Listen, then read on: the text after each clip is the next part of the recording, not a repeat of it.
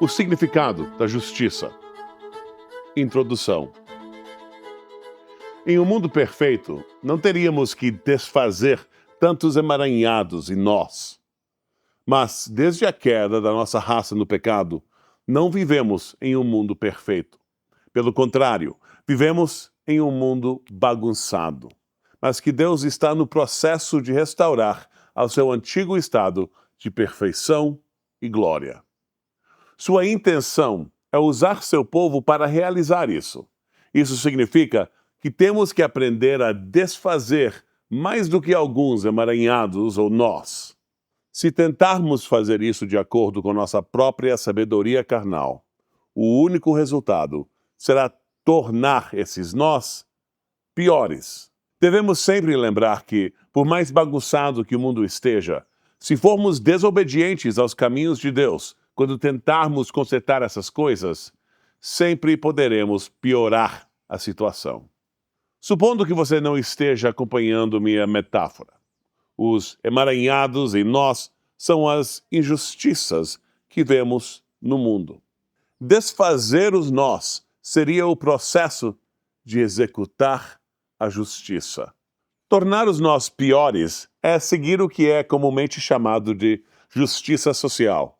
Em outras palavras, uma das grandes confusões do nosso tempo é que nossa geração quer inverter as categorias de Deus, chamando a justiça de injusta e a injustiça de justa. Isso significa que temos que manter nossa perspicácia. Ai dos que ao mal chamam bem e ao bem mal, que fazem das trevas luz e da luz trevas, que tornam doce o amargo e amargo o doce. Isaías 5:20. Portanto, devemos tomar cuidado para definir a justiça exatamente da mesma maneira que Deus faz. O que há de errado com os direitos humanos? Uma definição rápida e simples de injustiça seria dizer que ela consiste na violação dos direitos de alguém. Mas a palavra direitos é usada com muita facilidade hoje em dia, e precisamos ser um pouco mais cuidadosos com ela. Se uma pessoa tem direito a algo, isso significa que outros têm uma obrigação em relação à mesma coisa. E é aqui que podemos ver facilmente a diferença entre uma visão cristã dos direitos humanos e uma visão secular, a deles. Vamos comparar dois direitos contidos nesses dois diferentes sistemas. Primeiro, o sistema cristão. Suponha que digamos que um homem, por ter o direito à liberdade de expressão, é livre para criticar o governo. Isso cria uma obrigação por parte dos outros, incluindo uma obrigação por parte do governo. Essa obrigação é deixá-lo em paz, permitindo que ele diga o que pensa. Isso cria uma obrigação por parte dos outros, incluindo uma obrigação por parte do governo. Essa obrigação é deixá-lo em paz, permitindo que ele diga o que pensa. Essa obrigação é gratuita. As definições são importantes. Se definirmos os direitos de maneira inadequada, o resultado final será que definiremos a justiça como a moralidade de escravizar as pessoas. Se definirmos os direitos corretamente, o resultado final será um florescimento da liberdade, justiça verdadeira, em outras palavras. Soluções e concessões. Há outro fator funcionando em segundo plano quando falamos sobre justiça, injustiça e justiça social. Uma visão bíblica do estado do mundo exige que abordemos o desfazer dos nós. E como se vê, uma visão não bíblica do mundo exige exatamente o oposto. Suponha que um problema particular se apresente a nós, e suponha ainda que nos seja atribuída a tarefa de lidar com o problema. Espero que você tenha notado o meu uso da palavra lidar aqui. Estamos lidando com o problema, não consertando o problema. Uma abordagem quer melhorar o problema, e a outra abordagem quer fazer com que ele desapareça completamente. Há uma diferença enorme entre essas duas abordagens. Outra maneira de dizer isso é que uma abordagem pensa em termos de concessões, enquanto a outra pensa em termos de soluções. Se você tem um problema bem na sua frente e uma solução é necessária agora, você é muito menos propenso a pensar nos custos. Se, por exemplo, você jogar um monte de dinheiro no problema, esse dinheiro não estará disponível para outras coisas, mesmo que essas outras coisas fossem mais importantes. Em outras palavras, quer gostemos ou não, haverá concessões, tornando isso relevante. E assim, isso nos leva à questão do que tudo isso tem a ver com justiça. Porque vivemos em um mundo caído, qualquer tentativa de buscar justiça resultará em concessões. Se você reprimir os ladrões de bolsas, você aumenta a probabilidade de colocar um homem inocente na prisão. Se você não reprimir os ladrões de bolsas, você aumenta a probabilidade de mais mulheres perderem suas bolsas. Então, o que devemos fazer? Por um lado, as Escrituras nos dizem como lidar com a transgressão da lei. Visto que a sentença contra um ato mau não é executada rapidamente, o coração dos filhos dos homens está inteiramente disposto a fazer o mal. Eclesiastes 8:11. Mas, por outro lado, as Escrituras estabelecem várias salvaguardas que nos impedirão de executar uma sentença contra um ato mau muito rapidamente. Muitas vezes, a pressa pela justiça é, na verdade, uma pressa pela injustiça. Isso aponta para um princípio fundamental quando se trata da questão da justiça, e é o seguinte: quando você tiver que escolher, a abordagem bíblica, obviamente, prefere que um homem culpado saia livre a que um homem inocente seja condenado. Por qualquer coisa. É por isso que, imagine este cenário simples. Suponha que seu vizinho tenha algumas árvores frutíferas em seu terreno e alguém está roubando suas maçãs. Por algum motivo, não sabemos por quê, seu vizinho acredita que seu irmãozinho é o culpado e ele quer contar suas suspeitas à polícia. Seu pai e esse vizinho estão conversando sobre isso agora mesmo, na cerca dos fundos. Então, sobre o que eles estão falando? Como eles devem abordar uma questão como essa? Eles têm um nó, eles têm um emaranhado. Eles têm algo para desfazer. Quais são alguns dos princípios que todos os envolvidos devem lembrar ao pensar sobre a acusação e sobre a defesa? Os princípios. Há inúmeros princípios envolvidos em tudo isso. Então, vamos nos limitar a 4 dos mais fundamentais. O primeiro princípio é que as acusações precisam ser corroboradas independentemente. É por isso que as Escrituras exigem que nenhuma condenação seja possível a menos que haja 2 ou 3 testemunhas. Pela boca de 2 ou 3 testemunhas será morto o que houver de ser morto. Pela boca de uma só testemunha não será morto. Deuteronômio 17:6. Esse princípio é estabelecido no Antigo Testamento para casos capitais, mas o Novo Testamento o retoma e o aplica em outros casos, com relação à disciplina da igreja, por exemplo, 2 Coríntios 13:1, ou ao admoestar um ministro, 1 Timóteo 5:19. Essa é a lei bíblica que está por trás do nosso compromisso com a presunção de inocência. O segundo princípio é que deve haver uma oportunidade para ambos os lados serem ouvidos. O que primeiro pleiteia a sua causa parece justo, até que vem o outro e o examina. Provérbios 18:17. Este provérbio nos adverte contra tirar conclusões precipitadas. Quando uma pessoa lhe conta sobre uma briga que teve com outra pessoa, por exemplo, você acha possível que, se você conversasse com essa outra pessoa antes de decidir o que pensar, poderia obter informações relevantes? Informações que você não tinha antes? Esse é o princípio que está por trás da exigência em nosso sistema judicial de que todo testemunho esteja sujeito a interrogatório cruzado. O terceiro princípio proíbe acusações anônimas. Se alguém faz uma acusação contra outra pessoa, o acusador precisa estar comprometido. Outra maneira de vermos que isso é necessário é através da exigência de que, em um caso capital, uma falsa testemunha, se descoberta, precisa sofrer a mesma pena que o acusado enfrentava. Se uma falsa testemunha se levantar contra alguém para acusá-lo de um crime, fareis com ele como ele intentava fazer com seu irmão. Assim, tirarás o mal do meio de vós. Deuteronômio 19, 16 e 19. A falsa testemunha não ficará impune, e o que profere mentiras perecerá. Provérbios 19, 9. O princípio óbvio aqui é que acusações anônimas não podem ser permitidas, porque qualquer pessoa que faça uma acusação contra outra precisa ter verdadeira responsabilidade. Temos que ser cuidadosos com isso, porque a Bíblia não proíbe a escrita anônima como protesto político contra um regime, por exemplo. Se alguém escrevesse anonimamente em favor de eleições justas e livres, isso não é um problema, porque o que está sendo defendido é simplesmente uma ideia. Ninguém está com a vida em jogo, e os argumentos podem ser avaliados por seus próprios méritos. O anonimato é porque o escritor precisa se proteger contra a retaliação. Mas se o que ele escreve é a base para uma acusação, então o acusado tem o direito de confrontar seu acusador. O quarto princípio é que a punição deve se adequar ao crime. Se um homem causar defeito ao seu próximo, como ele fez, assim lhe será feito.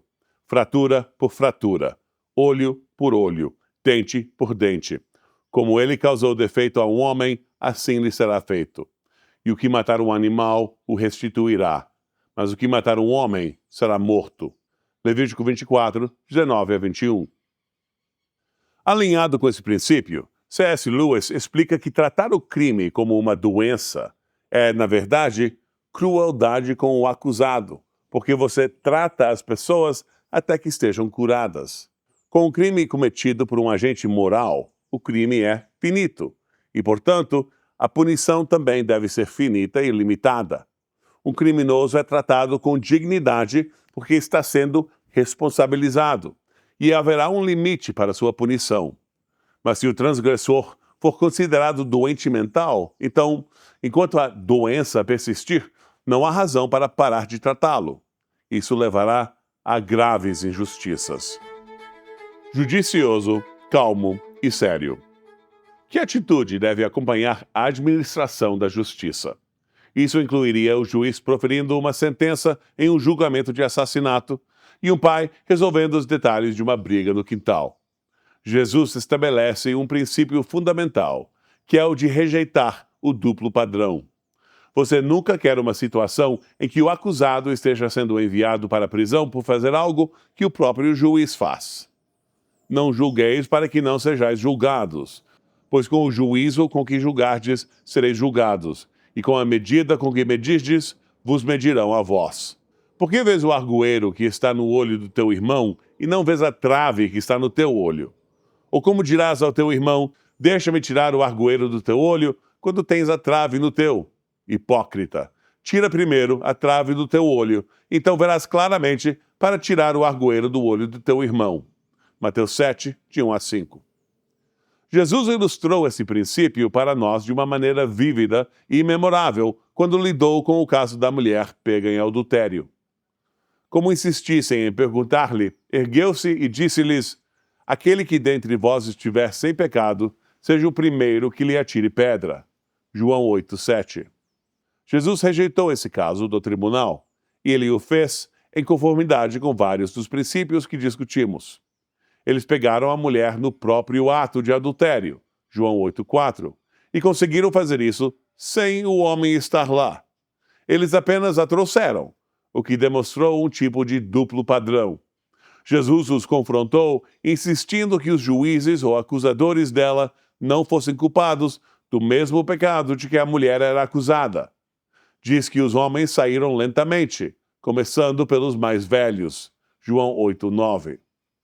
Há um detalhe na história que indica que Jesus também estava responsabilizando os acusadores. Eles estavam no templo, João 8, 1, e diz que Jesus se abaixou e escreveu no pó do chão, João 8, 6, o que é certamente um detalhe curioso. Mas no Antigo Testamento encontramos outro detalhe curioso que pode corresponder.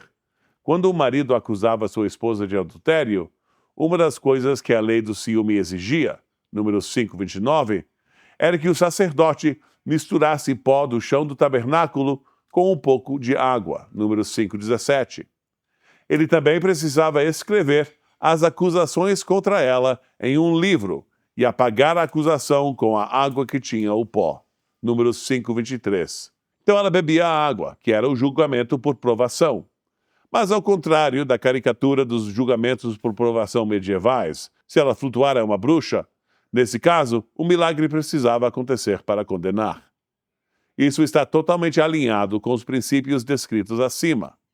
Essa é a atitude que devemos cultivar em todos os momentos, em todas as situações, na vida familiar, na vida da igreja ou na vida cívica. Irmãos, se alguém for surpreendido em alguma falta, vós, que sois espirituais, corrigi-o com o espírito de mansidão, considerando a ti mesmo, para que não sejas também tentado. Gálatas 6:1. Devemos sempre lembrar que o diabo é um acusador. Ele ama o papel de promotor. Apocalipse 12:10, Jó 1:9. E Jesus é nosso advogado de defesa. 1 João 2:1. Ambos são necessários em questões de justiça, mas isso deve nos lembrar onde devem estar nossas simpatias padrão. 1. Por que precisamos lidar com questões relacionadas à justiça? Porque nosso mundo é caído, há erros nele, e esses erros precisam ser corrigidos. Mas se formos corrigi-los de maneira apressada ou descuidada, simplesmente aumentaremos o número de erros em vez de corrigi-los. 2. Onde o profeta Isaías adverte contra a inversão de categorias morais? Ele faz isso em Isaías 5:20. Dizendo que um ai recai sobre aqueles que chamam o mal de bem e o bem de mal, e assim por diante. 3. O que significa se alguém tem direito a algo? Significa que outros, concidadãos ou o governo, têm uma obrigação correspondente de respeitar esse direito. 4. Como esse entendimento seria afetado por duas abordagens diferentes para os direitos? Se um homem tem direito à liberdade de expressão, por exemplo, isso significa que outros têm a obrigação de deixá-lo falar. Eles não precisam fazer nada. A única obrigação que recai sobre eles é não fazer nada. Mas se alguém tem direito a uma casa grátis, isso significa que outra pessoa tem a obrigação de fornecer essa casa. Isso significa que a segunda abordagem para direitos repousa nas costas da escravização. 5. Qual é a diferença entre soluções e concessões? Alguém com uma abordagem de soluções para um problema civil raramente pensa no preço. Alguém que pensa em termos de concessões sabe que usar seus recursos em um lugar torna impossível usá-los em outro. 6. Qual é um princípio fundamental quando se trata da questão da justiça? Quando você deve escolher, a abordagem bíblica prefere que um homem culpado saia livre a que um homem inocente seja condenado. 7. Qual é o primeiro princípio de justiça que discutimos? É que as acusações contra um indivíduo devem ser corroboradas independentemente. Isso é encontrado no princípio bíblico de que as acusações devem ser confirmadas por 2 ou 3 testemunhas. Deuteronômio 17:6. 8. Qual é o segundo princípio de justiça que discutimos? É a ideia crucial de que, em uma disputa, ambos os lados devem ser ouvidos. Provérbios 18:17. 9. Qual é o terceiro princípio?